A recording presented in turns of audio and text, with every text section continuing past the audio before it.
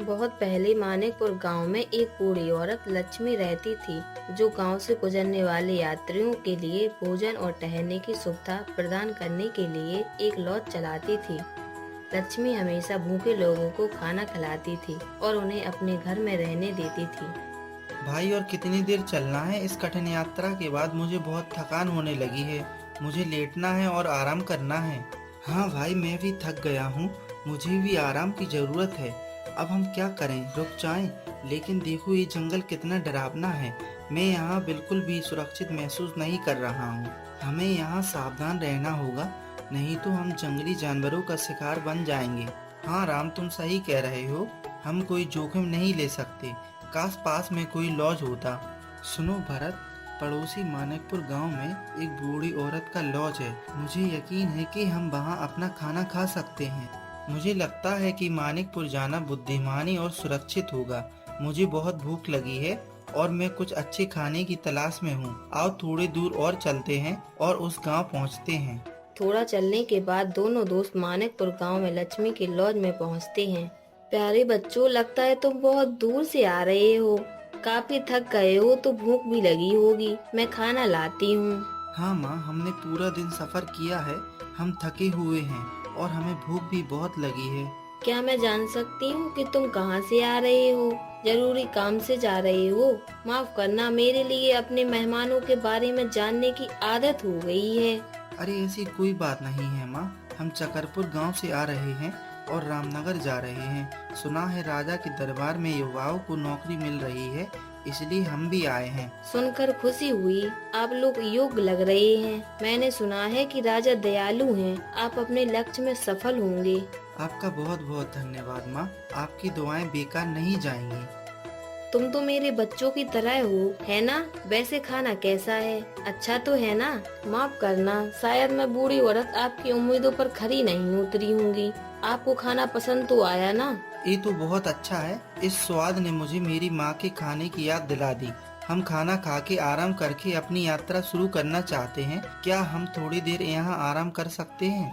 तुम्हारी मेजबानी करते हुए खुशी हो रही है। जब तक चाहो यहाँ रहो, लेकिन सलाह मानो तो रात के समय यात्रा मत करना। जंगली जानवर इस समय शिकार पर होंगे। आज रात चैन से सो जाओ, कल सुबह चले जाना। दिन भर थका देने वाली यात्रा के बाद राम और भरत को चैन की नींद आती है। वो जाने के लिए तैयार होते हैं। ये रहे आपके पास सोने के सिक्के। यह स्वादिष्ट भोजन और रुकने के लिए एक छोटी सी राशि है। कृपया इसे स्वीकार करें। एक बार आपका फिर से धन्यवाद।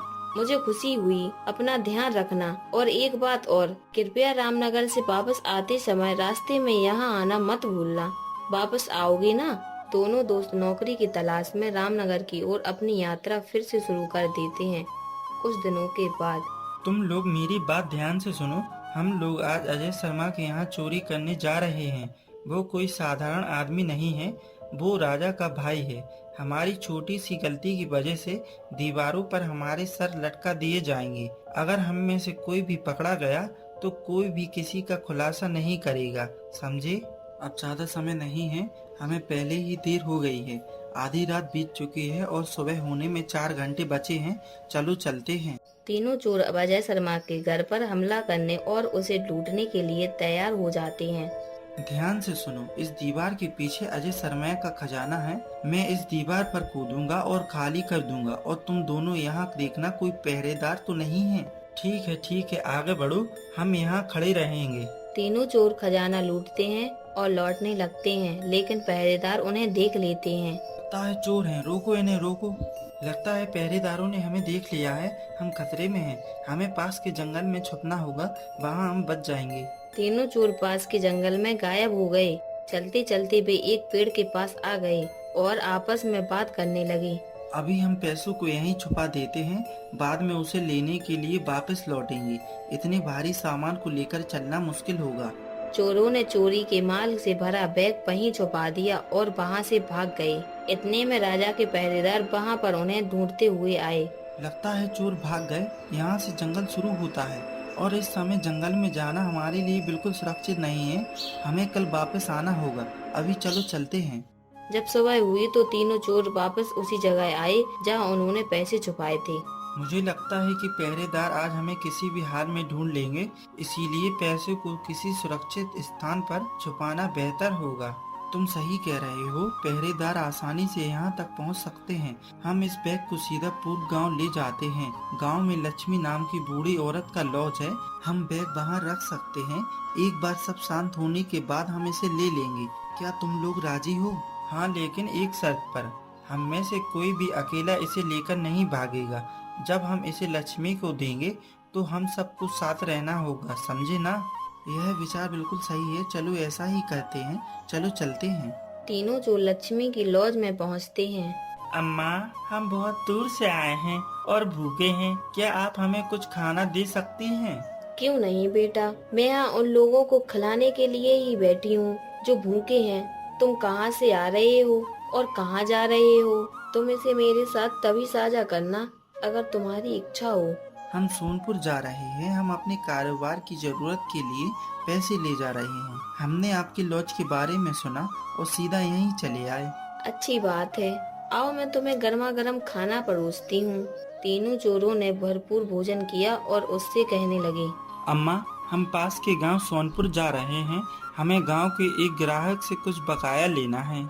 हम चाहते हैं कि आप हमारी मदद करें। हम अपने साथ पैसे ले जा रहे हैं। हमें सड़क किनारे लुटेरों का डर है और हमें वापस आने में 2-3 दिन लग सकते हैं। कृपया इस बैग को आप अपने लॉज में कुछ दिन के लिए रख सकती हैं। जब हम लौटेंगे तो हम आपसे वापस ले लेंगे। ठीक है बेटा, कोई बात नहीं, इसे यहीं छोड़ दो। मैं भरोसा दिलाती हूँ कि ये यहाँ सुरक्षित है।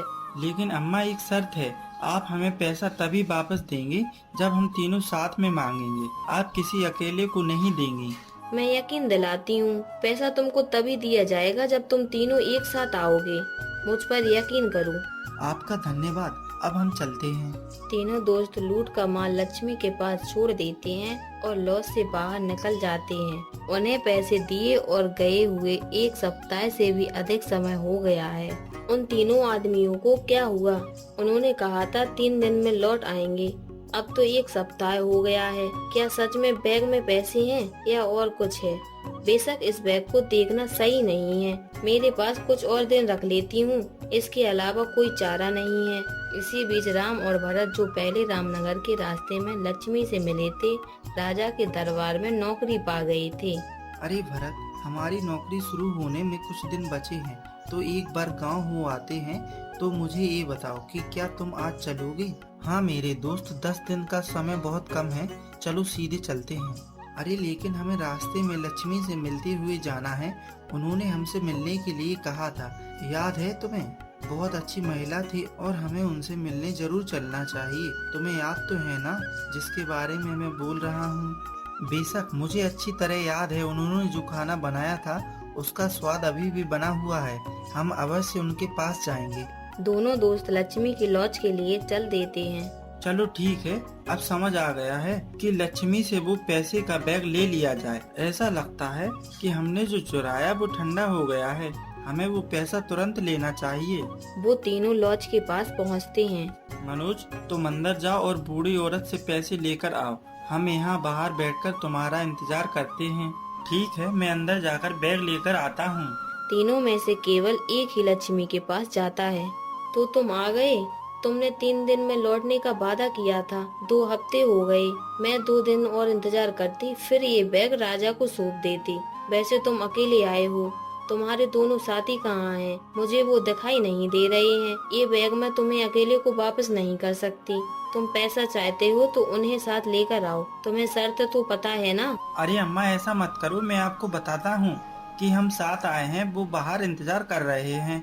उन्होंने मुझसे आपसे बैग लाने को कहा है। कृपया मुझे बैग दे दो अब। मुझसे झूठ बोलना बंद करो। उन दोनों को भी ले आओ और अपना बैग ले जाओ। हे भगवान, आप मुझ पर भरोसा ही नहीं कर रही हो। हम तीनों एक साथ आए हैं। आप बाहर आए और खुद देख लो। आप उन्हें इस खिड़की से देख सकती हो। तुम दोनों यहाँ हो? ठीक है, मैं ये बैग इसे दे देती हूँ। हाँ अम्मा, आप बैग उसको दे दो। ठीक है, कोई दिक्कत नहीं, ले जाओ अपना बैग। मनोज बैग ले लेता है और एक पल में दूसरे गेट से भाग जाता है और वे दोनों अंदर की ओर जाते हैं। ए बूढ़ी औरत, क्या पैसे लूटने के लिए तुमने मनोज के साथ हाथ मिलाया है? अब बताओ वो कहाँ भाग गया? मुझे लगता है कि तुम दोनों मिले हुए हो। मुझे क्या पता तुम ऐसा क्यों कह रही हो। याद करो मैंने मनोज को बैग तुम्हारी हाँ कहने के बाद ही दिया था। मेरा क्या कसूर है अगर वो बैग लेकर भाग गया। मुझे इसमें मत घसीटो। मुझे लगता है कि ये औरत ऐसे नहीं बोलेगी। इसको सबक सिखाना पड़ेगा और ग्राम प्रधान के पास ले जाना पड़ेगा। जैसे ही ये नाटक सामने आता है, राम और भरत मानिकपुर पहुंचते हैं और लक्ष्मी की लॉज के रास्ते में होते हैं। तभी उन्होंने देखा। अरे देखो, ये लक्ष्मी नहीं है जिसने हमें भोजन और आश्रय दिया। उसके ऊपर ग्राम प्रधान द्वारा मुकदमा चलाया जा रहा है।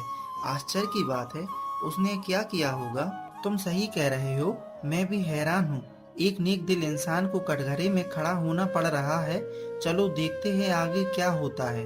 मंगल और चरण ने पूरी घटना ग्राम प्रधान को सुनाई। उनकी बात ध्यान से सुनने के बाद, बूढ़ी अम्मा, आपको पैसे तभी लौटाने थे जब तीनों साथ आते। आपने इसे दूसरे दो की अनुपस्थिति में एक आदमी को क्यों दिया? क्या आपकी यह गलती नहीं है? साहब मेरी बात सुनिए। मेरे लॉज में यह तीनों दोस्त आए थे, लेकिन केवल मनोज अंदर आकर बैग मांगने लगा। मैंने पहले मना किया, लेकिन दूसरे दोस्त की अनुमति लेने के बाद ही मैंने बैग मनोज को दिया था। मनोज दूसरे दरवाजे से भाग गया। मैं भी चौंक गई, लेकिन मैं लाचार थी। बैग 15 दिनों से लावारिस पड़ा था। अगर मैं लालची होती तो इसे हथियाने के लिए इतना लंबा इंतजार नहीं करती। आपसे विनती करती हूँ, इस बात को ध्यान में रखें। इससे कोई फर्क नहीं पड़ता। तुमको बैग तभी देना था जब वो तीनों एक साथ आते।